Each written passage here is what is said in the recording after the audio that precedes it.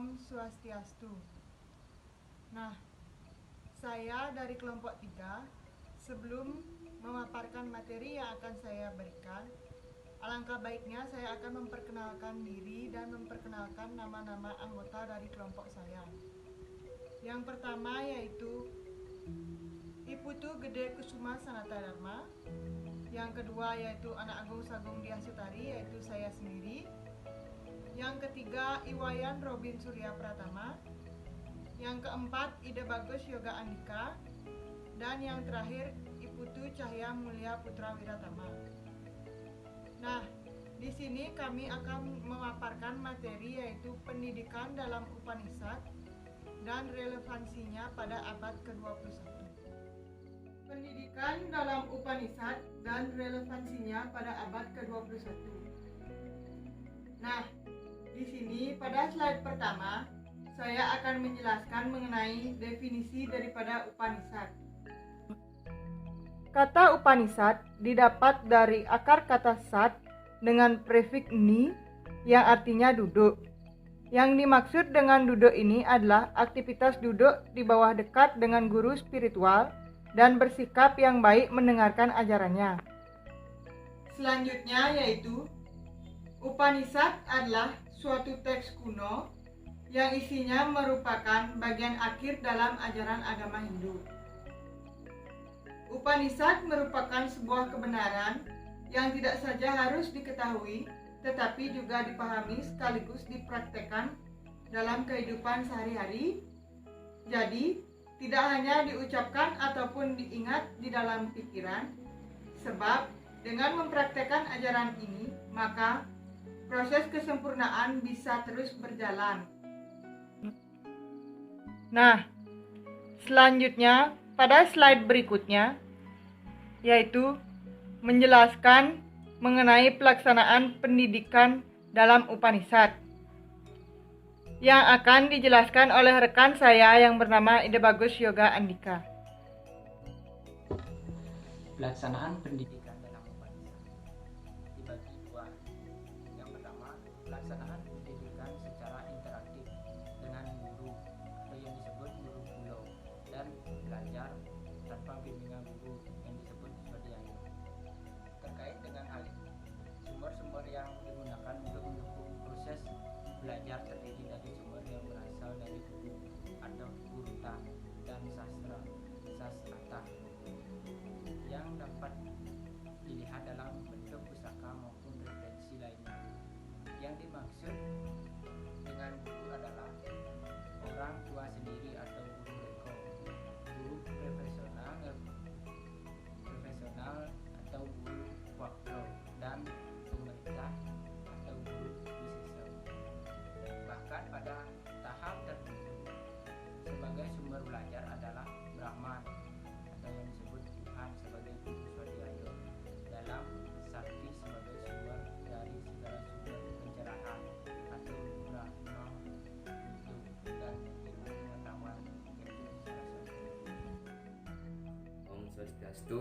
Perkenalkan, nama saya Iputu Cahya Mulia Putra Wiratama.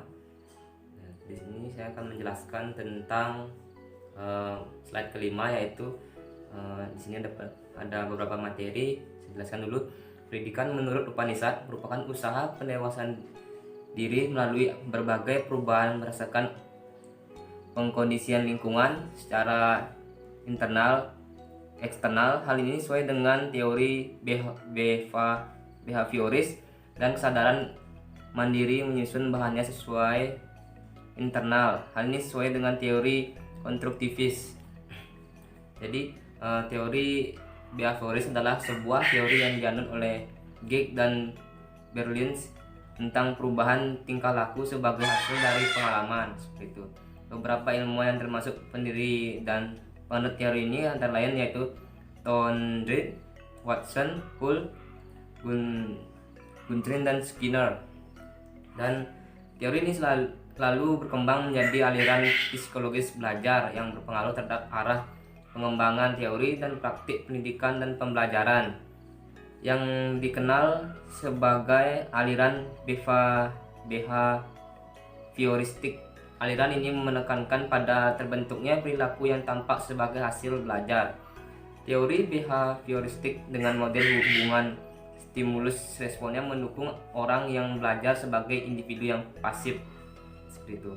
Respon atau perilaku tertentu dengan menggunakan metode pelatihan atau pembiasan semata, munculnya perilaku yang semakin kuat bila diberikan penguatan dan akan menghilang bila dikenai hukuman. Seperti itu.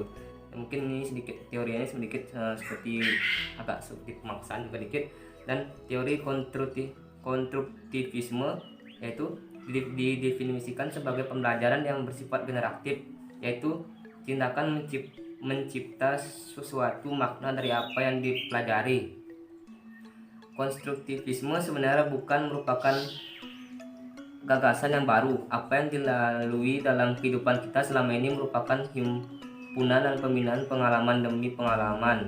Ini menyebabkan seseorang mempunyai pengetahuan yang menjadi lebih dinamis. Pendekatan konstruktivisme mempunyai beberapa konsep umum seperti perilaku aktif. Yang pertama yaitu perilaku aktif membina pengetahuan berdasarkan pengalaman yang sudah ada. Yang kedua, dalam konteks pelajaran seharusnya mampu membina pengetahuan mereka secara pribadi. Yang ketiga, pentingnya pembinaan pengetahuan secara aktif oleh pelajar sendiri melalui proses saling mempengaruhi antara pembelajaran terdahulu dalam pembelajaran terbaru. Yang keempat, yaitu ada unsur penting dalam teori ini adalah seorang membina pengetahuan dirinya secara aktif dan secara membandingkan informasi. Yang kelima, ketidakseimbangan merupakan faktor motivasi pembelajaran yang utama. Faktor ini berlaku apabila seorang pelajar menyadari gagasan-gagasannya. Yang keenam, ada bahan pelajaran yang disediakan perlu mempunyai berkaitan dengan pengalaman pelajar untuk menarik minat pelajar. Mungkin itu sekian dari pemaparan materi saya tentang teori-teori yang ada yang termasuk dalam yang dipakai dalam Upanishad. Sekian, terima kasih. Selanjutnya mungkin materi berikutnya akan dijelaskan oleh teman saya. Terima kasih. Om Santi Santi. Om Swastiastu. Perkenalkan, nama saya Iputu Gede Kesuma Sanata Dharma, NIM 17111124, kelas PAH A semester 7. Pada kesempatan hari ini, saya akan melanjutkan presentasi dari teman saya, yaitu sistem pendidikan dalam ajaran Upanishad. Terlebih dahulu kita perlu mengenal apa sih itu sistem pendidikan.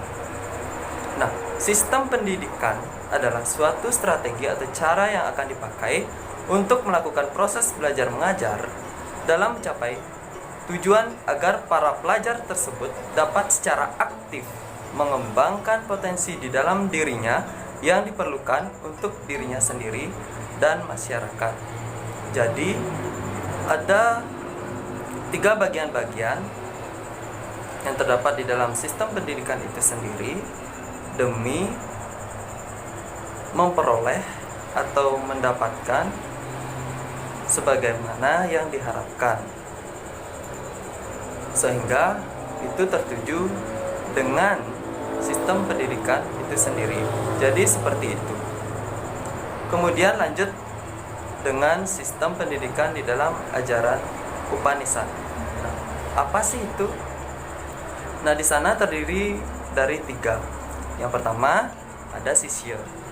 Sisya itu adalah murid, peserta didik atau siswa.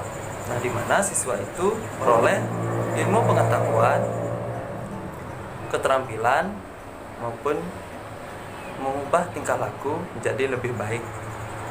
Lebih tepatnya membentuk karakter yang berpendidikan. Nah, kemudian ada adhyaya.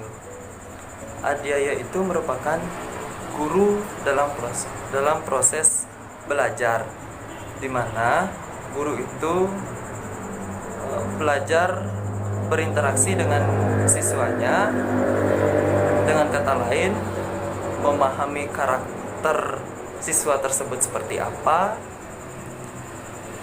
memahami belajarnya peserta didik itu bagaimana. Jadi seperti itu. Kemudian dilanjutkan dengan Adyapayitung, merupakan guru dalam proses mengajar. Nah, di mana guru dalam proses mengajar di sini adalah ketika guru memberikan suatu materi kepada peserta didiknya, itu diharapkan dapat dipahami oleh siswa tersebut. Apapun yang belum dimengerti ditanyakan kepada gurunya. Jadi kurang lebih seperti itu. Nah, di antara tiga bagian ini yang disebutkan tadi, Sisya, Adhyaya, dan Adyapayitum tersebut adalah bagian dari sistem pendidikan dalam ajaran Upanishad, yang dimana itu merupakan Swadhyaya, Adyapayitum atau Swadhyaya Prawacane. Artinya proses pendidikan atau pembelajaran ini melibatkan interaksi antara siswa atau sisya dengan guru dalam proses belajar atau yang disebut dengan Adhyaya, dan guru dalam proses mengajar atau yang disebut dengan Adyapayitum. Jadi kalau tidak ada ketiga bagian ini, itu sistem pendidikan di dalam ajaran Upanishad tidak dapat berjalan dengan baik. Sesungguhnya ketika terdapat salah satu itu hilang, misalnya sisya, maka sistem pendidikan dalam ajaran Upanishad itu tidak dapat berjalan dengan baik. Jadi ketiga hal ini saling melengkapi sehingga sistem pendidikan dalam Upanishad itu dapat berjalan sebagaimana yang diharapkan dari pendidikan itu sendiri. Baik, kurang lebih seperti itu penjelasan yang dapat saya presentasikan. Apabila ada salah kata atau kekurangan apapun itu, saya mohon maaf, dan saya akhiri dengan Parama Santi.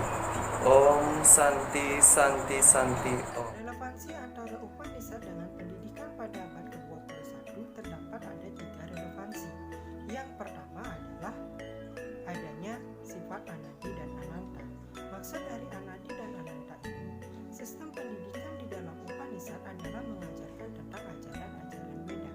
Weda memiliki sifat sebagai kekal dan abadi atau yang disebut dengan Anadi dan Ananta, sehingga sistem pendidikan yang mengajarkan tentang ajaran-ajaran Weda yang terdapat di dalam Upanishad akan berlaku sepanjang zaman, termasuk juga di abad ke-21.